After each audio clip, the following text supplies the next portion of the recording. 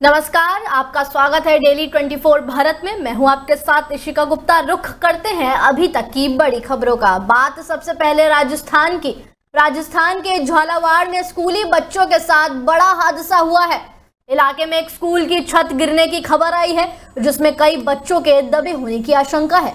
झालावाड़ जिले के मनोहर थाना क्षेत्र पीपलोदी में राजकीय उच्च प्राथमिक विद्यालय की छत अचानक गिर गई। क्लास में मौजूद छात्र इसके नीचे दब गए हैं। जानकारी के मुताबिक क्लास के अंदर करीब 60 बच्चे मौजूद थे, जिसमें से 25 के दबे होने की आशंका है। स्कूल की छत गिरने से हुए हादसे के बाद इलाके के लोग मदद के लिए पहुंचे हैं। मौके पर लोगों का हुजूम लग गया है। मलबे में दबे बच्चों को निकालने में लोग कोशिश कर रहे हैं। छत गिरने के बाद मलबे को देखकर ऐसा लग रहा है कि जैसे स्कूल खंडर में तब्दील हो गया है। खबर ये भी आ रही है कि कई बच्चों की मौत भी इस हादसे में हो गई है। ये तो जीडीए का मकान है, मैंने रात में ही सब चेक किया था। अब आप लोग भी खोज लो मेरे मकान के नीचे नाला कहाँ है। ये कहना है गोरखपुर सांसद रवि किशन का।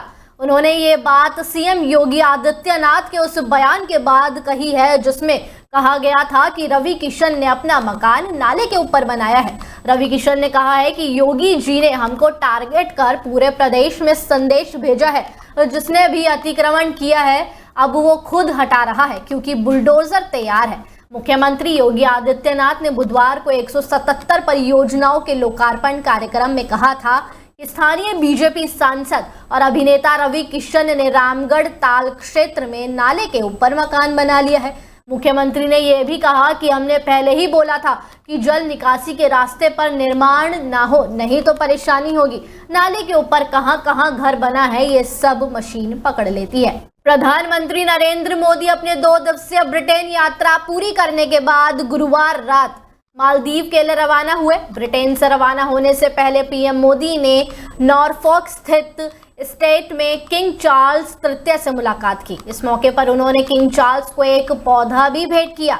ये पौधा एक पेड़ मां के नाम पर्यावरण पहल के तहत भेंट किया गया। इसके बाद प्रधानमंत्री मोदी अपने 2 देशीय दौरे से दूसरे चरण में मालदीव रवाना हुए हैं। ये दौरा राष्ट्रपति मोहम्मद मुइज़ू के निमंत्रण पर हो रहा है। हाल के वर्षों में भारत मालदीव संबंधों में आई खटास के बाद ये यात्रा दोनों देशों के रिश्ते में नई गर्मजोशी लाने वाली है। पीएम मोदी मालदीव की स्वतंत्रता की 60वीं वर्षगांठ पर आयोजित समारोह में शामिल होंगे। साथ ही साथ ये वर्ष भारत मालदीव के बीच राजनयिक संबंधों के 60 साल भी पूरे होने का प्रतीक होगा।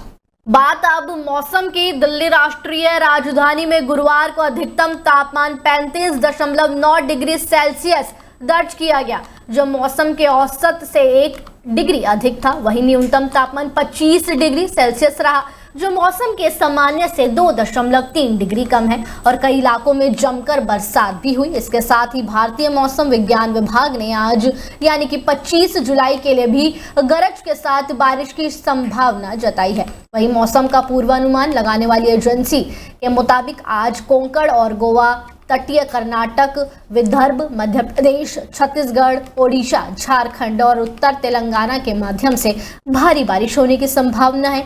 असम, तटीय आंध्र प्रदेश, दक्षिण गुजरात, गंगीय पश्चिम बंगाल और पूर्वी राजस्थान में भी हल्की से मध्यम बारिश के साथ 1-2 स्थानों पर भारी बारिश की संभावनाएं बताई जा रही है।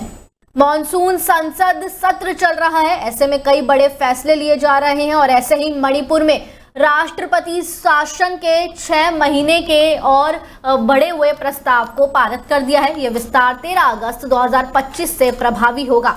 आपको बता दें, केंद्रीय गृह मंत्री अमित शाह ने इस संबंध में राज्यसभा में एक प्रस्ताव पेश किया और जिसे सदन में स्वीकार कर लिया गया है। सदन में पेश किए गए नोटिस में कहा गया कि ये सदन संविधान के अनुच्छेद 356 के तहत राष्ट्रपति की ओर से मणिपुर के संबंध में 13 फरवरी 2025 को उद्घोषणा को 13 अगस्त 2025 से प्रभावी 6 माह की और अवधि तक जारी रखने की स्वीकृति प्रदान करता है। राज्य में हिंसा की शुरुआत आपको बता दें 2023 में तब हुई जब हाईकोर्ट ने आदेश के खिलाफ एक जनजातीय एकजुटता मार्च आयोजित किया। मणिपुर में 13 फरवरी 2025 को पहली बार राष्ट्रपति शासन लागू किया गया था। ये फैसला राज्य में लंबे समय से जारी जातीय हिंसा और प्रशासनिक विफलता के चलते लिया गया था। यूपी के अयोध्या में मानवता को शर्मसार कर देने वाला मामला सामने आया है, जहां एक बुजुर्ग महिला को उसके परिजन सड़क किनारे लावारिस हालात में छोड़कर फरार हो गए।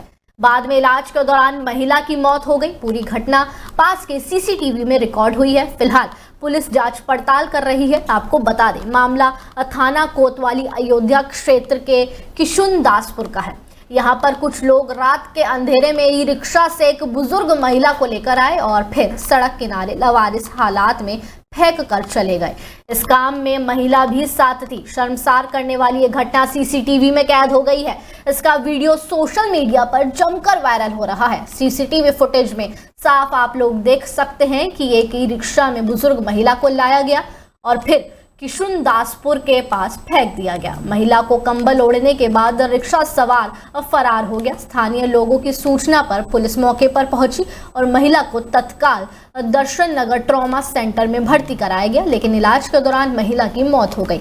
बताया जा रहा है कि बुजुर्ग महिला के हालात बेहद गंभीर थे, फिर भी परिजन उसे लावारिस छोड़ गए। हालांकि पुलिस ने तत्परता दिखाते हुए महिला को अस्पताल पहुंचाया, मगर उसकी जान नहीं बच सकी।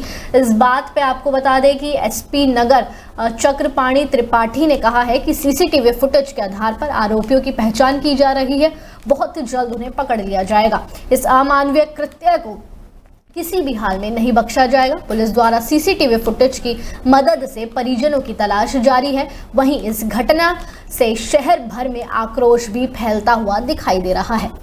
नरेंद्र मोदी लगातार लंबे समय तक अपने पद पर रहने वाले देश के दूसरे प्रधानमंत्री बन गए हैं। जी हां, उन्होंने पूर्व पीएम इंदिरा गांधी को इस मामले में पीछे छोड़ दिया है। पंडित जवाहरलाल नेहरू लगातार लंबे समय तक देश के प्रधानमंत्री रहे थे। आपको बता दें कि वो 16 साल और करीब 280 दिनों तक लगातार इस पद पर थे। इंदिरा गांधी आपको बता दें 4077 दिनों तक प्रधानमंत्री रही, जबकि पीएम मोदी ने अब उनका रिकॉर्ड तोड़ दिया है। प्रधानमंत्री मोदी अक्टूबर 2001 से मई 2014 तक गुजरात के मुख्यमंत्री रहे। वे लंबे समय तक गुजरात का मुख्यमंत्री रहने का भी रिकॉर्ड अपने नाम कर चुके हैं। अब प्रधानमंत्री बनकर भी उन्होंने रिकॉर्ड बना लिया है। पीएम मोदी 2014 से अपने पद पर बने हुए हैं। उन्होंने 25 जुलाई 2025 को अपने कार्यकाल के आपको बता दें बहुत दिन पूरे कर लिए हैं, जो कि इंदिरा गांधी से एक दिन ज्यादा है। इस तरह मोदी ने इंदिरा गांधी को पीछे छोड़ दिया है और देश के दूसरे प्रधानमंत्री बन गए हैं जो सबसे ज्यादा दिनों तक प्रधानमंत्री रहे हैं। आपको बता दें पहले प्रधानमंत्री जवाहरलाल नेहरू हैं अभी तक, जिन्होंने सबसे ज्यादा भारत को प्रधानमंत्री के रूप में नेतृत्व दिया है। उत्तर प्रदेश के मानसून की बात करें तो उत्तर प्रदेश में मानसून फिर से पलटी मारने जा रहा है। प्रदेश में फिर तेज बारिश का सिलसिला शुरू होने जा रहा है। आज यानी 25 जुलाई को 30 जिलों में झमाझम बारिश होने का अनुमान जताया गया है। लोगों को इस दौरान सावधान रहने की भी सलाह दी गई है। अगले 5 दिन कई जगहों पर भारी से भारी बारिश होने के अनुमान है। मौसम विभाग के मुताबिक शुक्रवार को प्रदेश के दोनों संभागों में बौछारें पड़ने का अनुमान है। पश्चिमी यूपी में आज कुछ स्थानों पर गरज चमक के साथ बारिश की संभावना जताई जा रही है। यही नहीं, मेघ गर्जन के साथ वज्रपात का अनुमान है। संभाग में कहीं कहीं भारी बारिश हो सकती है।